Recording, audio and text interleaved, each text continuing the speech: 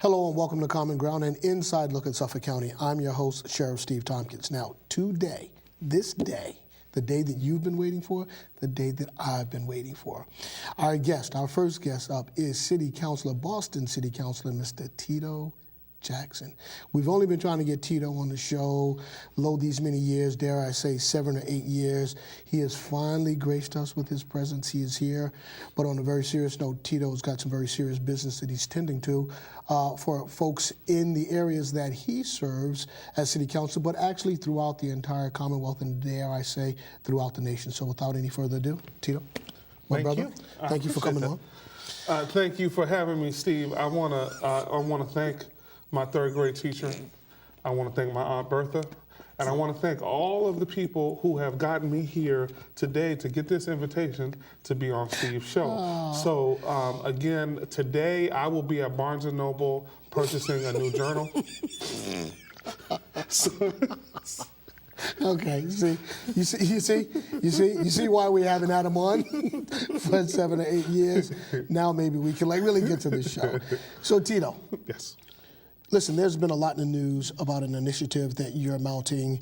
I think it's kind of around the initiative that the president is talking about with My Brother's Keepers. Yeah. Talk to us about that. What is that initiative all about? Well, ours came out the day before. So, let me get it right. So, yep. But the objective really is to focus on a population in the city of Boston that has had many obstacles and is not doing well as a whole. It's black boys as well as black men in the city of Boston. The objective is to form a commission on the status of black men and black boys so we can track our progress, so we can build some type of dashboard and also define what success is. And I really want this, we so often, and as you know, in your space, sure, we so often look at just simply people who are shooting, right? So you know what, even if I got folks to stop shooting, that doesn't deal with their mental health. That doesn't deal with the fact that they may not have a job. That doesn't deal with the fact that they may not have housing, and all of those other issues. Right. So we really need to look at literally starting at birth weights, and there's a disparity in birth weights among Black and Latino kids, and all the way up to through school and also into our careers. So really getting all, and the couple innovations here. One, bringing all of the groups that are doing this work together. Yeah. Yeah. Concerned Black Men. Right. We have Percy Hales, who's doing some good work. Right. We have a brother at Harvard who's doing some really good work. Right. Brother from Root Cause is doing. So just all of these folks to kind of aggregate and come together around this work, and then stand together to demand the things that we need, want, and most importantly deserve from the city of Boston. Well, I got a couple of things. First and foremost, talk to me about why is it that we presently don't have that coalition? I mean, has anyone tried to establish that coalition and is broken apart, or is this something just fresh and new that has never been done? I think there's been a lot of people who have been doing good work. I don't think we've aggregated that work. I don't think we've built necessarily the bonds because there's just so much to do, right? And so we should figure out the whole what's in the whole pot of the work that needs to get done. And look at what people are actually doing, look at the gaps and work together on this. Part of this, and people fear and fret about the dollars associated with this, but let's flip the script. It's $46,000 a year for people to have a room in your institution, versus being out starting their own businesses, being part of their families, being part of their children's lives. So the actual social and financial cost is exponentially higher if we fail and they end up in your custody. Well, look at this. Let me offer you this. It costs between $13,000 and $20,000 to educate, $46,000 to incarcerate. There's also empirical data that speaks to the fact that kids of the incarcerated are more likely to offend and then go to jail. We have had grandfathers, fathers, and grandsons with us at the same time. So I think what you're talking about, I was going to say it's timely, but it's actually past due that we've looked at this. The big question, Tito, is how do you make something like this sustainable? Okay, so there have been a number of groups or individuals that have tried to do this in a silo, not necessarily because they wanted to be in a silo, but in a silo. But how do you make an initiative like this sustainable so that 2 years, 3 years, 5 years down the road, we're still working on it? So our time has come, and I appreciate what the president is doing at the national level. I appreciate what's happening. I appreciate Governor Patrick's writing the essay that he put together the other day. But also, we have to literally bring this down to the municipal level and make sure that Boston has its stuff in line. We are a first mover in many regards in terms of our history. We need to step forward and do what's right for our community, and particularly these brothers who are having a difficult time. Attached to this, and I may be jumping out of order, but we're also proposing something that I'm working with you on, and which is an office of reentry at the municipal level. Right. So, as you noted, it's important. You have grandfathers, fathers, and sons. The objective is to make sure that folks who have been involved in the system don't end up back in there. And we also need to coordinate and aggregate that information at the municipal level. Well, you know what? I want to go back. I'm going to go back to the Office of Reentry in a second. But one of the things that we've noticed is that, particularly when you have households that are just headed, the household is headed by mom. Okay, and mom's got 2 or 3 kids and maybe 2 or 3 jobs. What we as a society and communities need to look at is how do we get mom those social services that she needs. So if mom is not there and there's not a male figure in the household, I've got a teenage boy, he's 15 and he's starting to smell himself and get a little frisky. You need those social services. How do we make those readily available? And I think that goes back to what you're talking about the dollars being available, but it's also a lot of times folks don't know where to go to find the services that they need. And we can help with the services. 617-635-3510 is my office. The mayor's office is 617-635-4500. That's a 24-hour line. That's everything from a pothole to any of these social services that we're talking about. But the other piece, Steve, that we have to, Mr. Sheriff, that we have to change is 72% of our households in the city of Boston in the black community are single-parent households headed by women. The other aspect of this that we need to change is that we need brothers to be present. And how we make them present is dealing with issues in the construction industry. We have on the books the Boston Residence Job Policy, the 50% resident, 25% people of color, and 10% women. Most sites don't hit that. This is an area, and actually the interesting stat about the building trades is that the average age in the building trades, not saying that this is old, is 56. So in 4 years, 5 years, they have a problem. They have an issue in that space. There's a time, and the time is now, for black men, Latino men, Asian brothers to be able to move into these jobs. But here's the difficulty in that. You have to have a lot of these folks sponsored into those jobs, though, right? And so, although, you know, the jobs are going to become available, if you don't have a sponsor, you correct me if I'm wrong, will they or will they not be able to get access to those jobs? So the access component is something that's an issue. So one thing that we're working on with Brian Doherty and the building trades is simply let's aggregate, and I'm going to keep on using that word. That's cool. Let's put together all of the dates that you can apply. There's no one website right now that says the laborers are on this day, the pipe fitters are on this day. Let's just put that online. And what we're actually doing is actually providing a workforce, because if there's a time when there's not enough union laborers, what developers have the option to do at that point is to go in a different direction. And that's not a direction that most of us want to happen. And so when it comes down to it, that's that opportunity. The Building Pathways program that Mayor Walsh started, that needs to be vastly expanded, is a good model.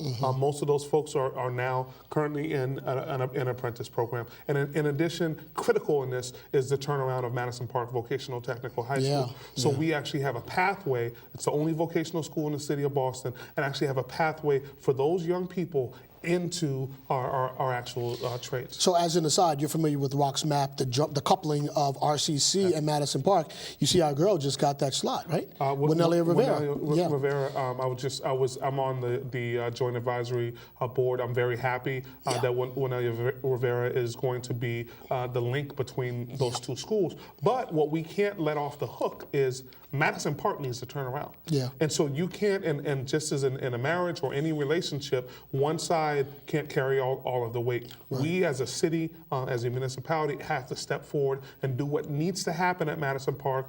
We have a new leader there. We need to help her with leadership under her, as well as we need to fix the physical plant. Right. The building's built in 1979. Right. If you go in there to get your hair done, what you have there, but if you go to get your hair done, and you turn on 2 of the dryers, I only get to do this to the sheriff while I'm on TV, but you turn on 2 of the dryers, they blow out.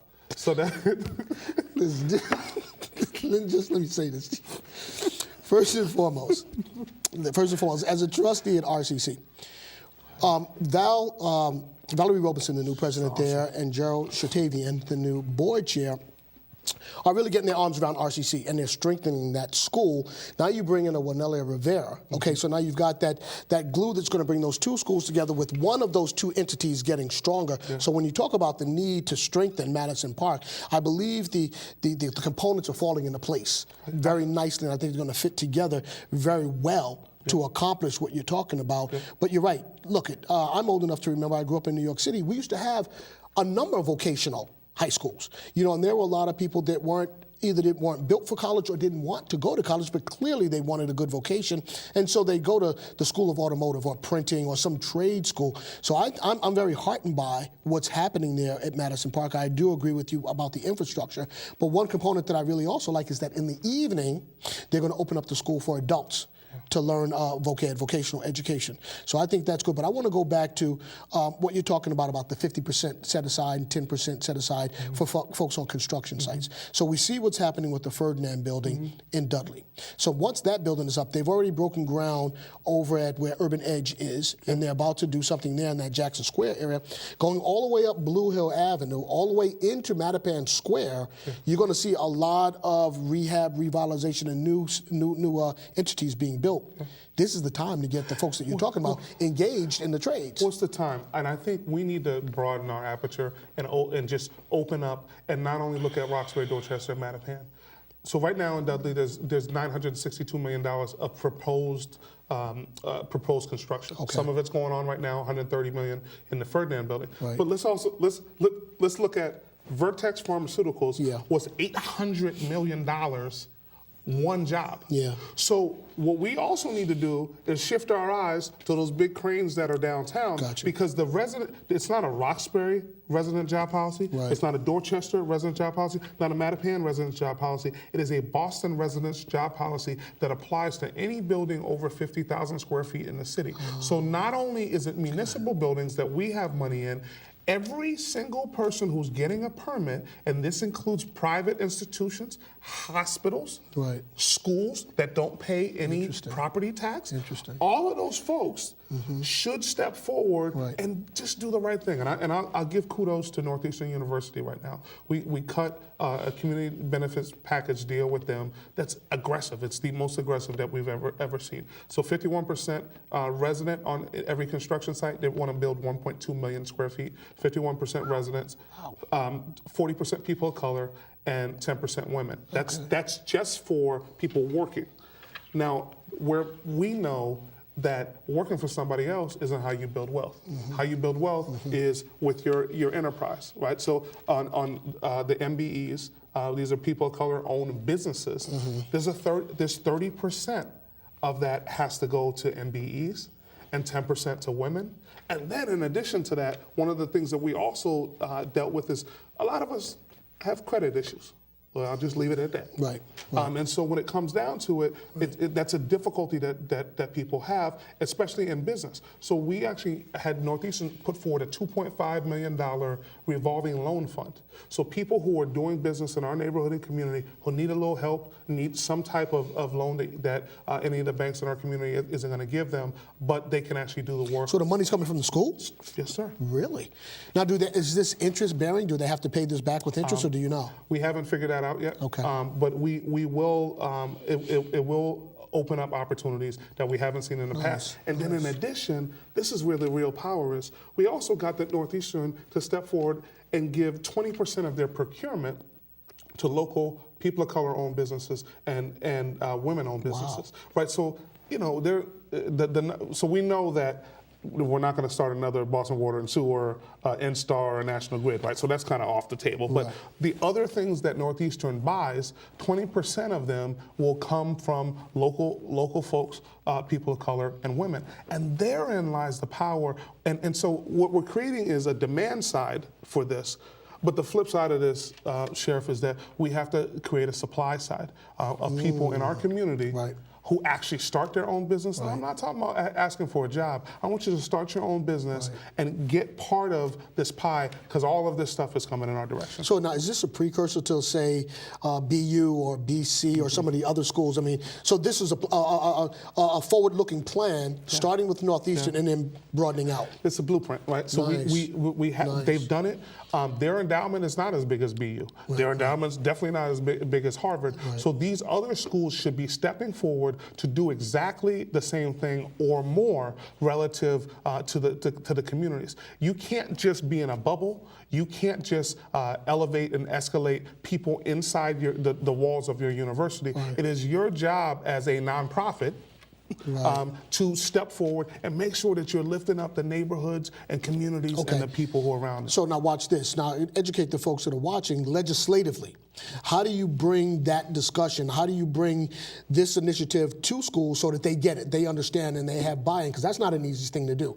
How do you, what kind of package do you tailor, and how many voices do you need? Is it a combination of legislators and community folks, clergy and others? How do you get them to actually do it? I think the same way that we did it with Northeastern, we had all of those folks at the table, and I think we should have across the board some type of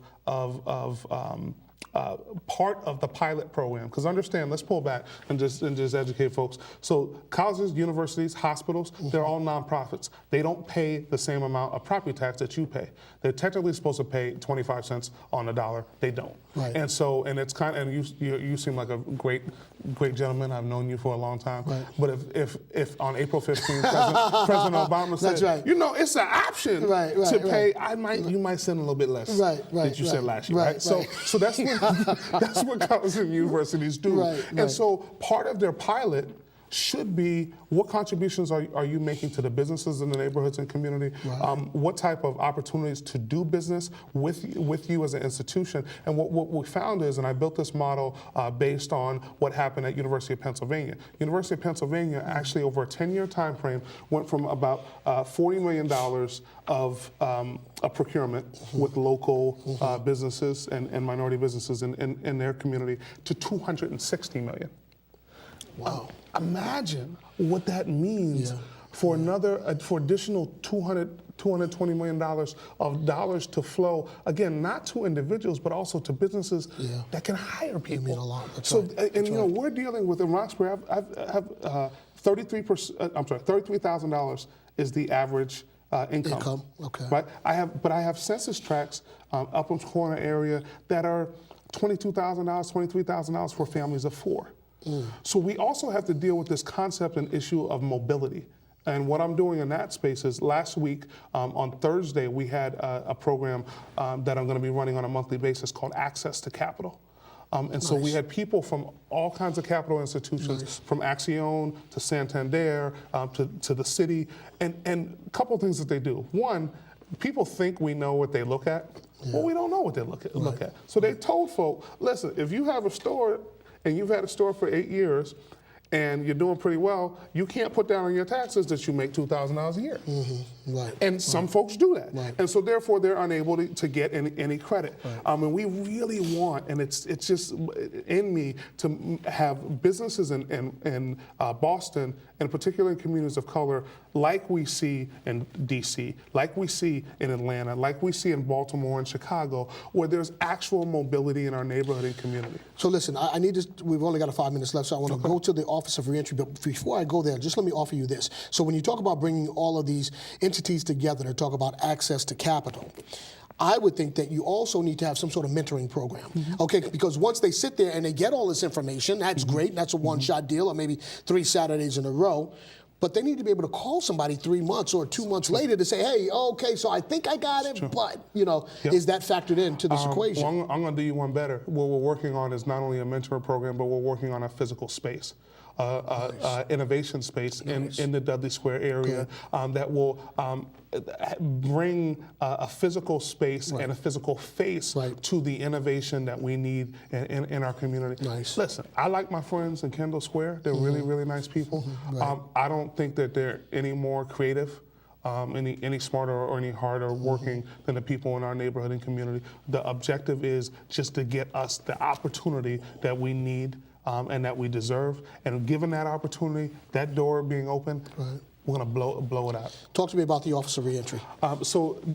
In Newark, New Jersey, and in Washington, D.C., they currently have a municipally based Office of Reentry. In the city of Boston, a lot of the reentry work happens with the people who do entry, AKA the police department.